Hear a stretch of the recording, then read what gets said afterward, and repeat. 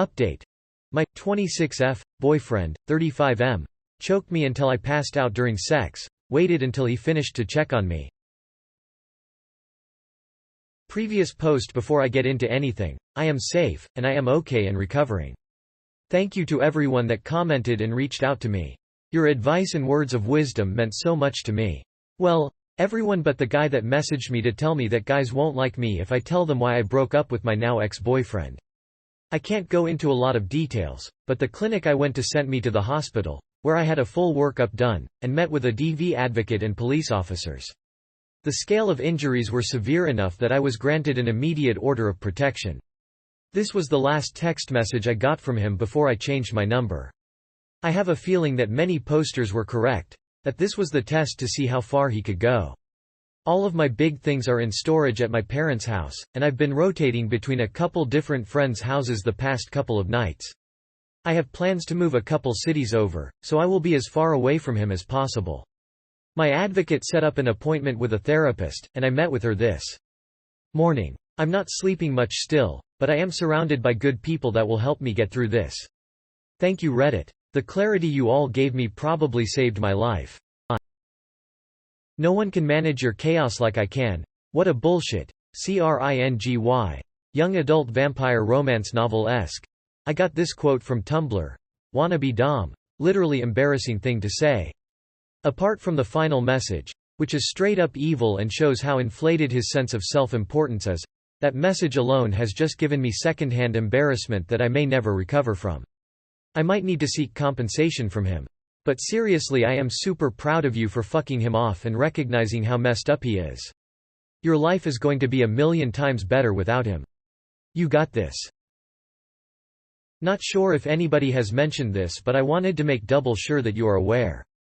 I am a social worker and worked for a domestic violence nonprofit for a couple years. Those last texts are classic abuser language. Do not believe him. He will do anything and say anything to get you back and to get his power back. That last text also screams threat to me.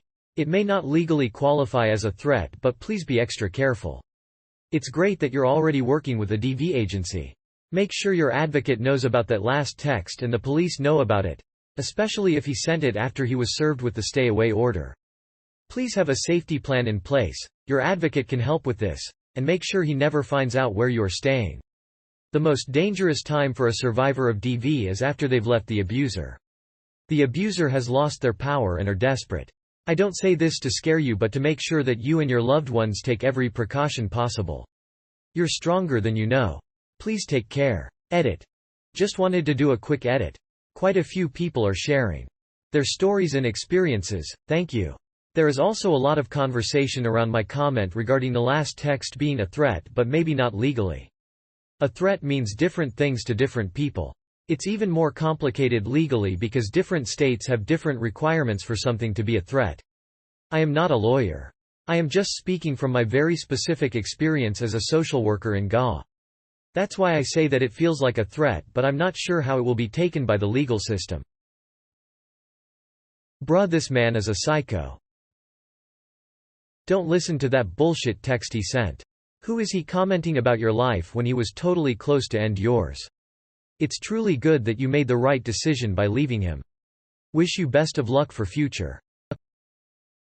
That text sounds like a threat, and I hope you'll update your order of protection to include it. Be safe and well. Thank you. All of the texts have been turned over to police already. The friend I'm staying with had her husband gather some friends with trucks, and they were the ones that went and got my things. A Redditor told me to make sure that he couldn't know who I was staying with. So instead of getting any of my friend's husband's friends went for me. I hope that was enough separation to keep where I am secret until tomorrow when I go to a different friend's house.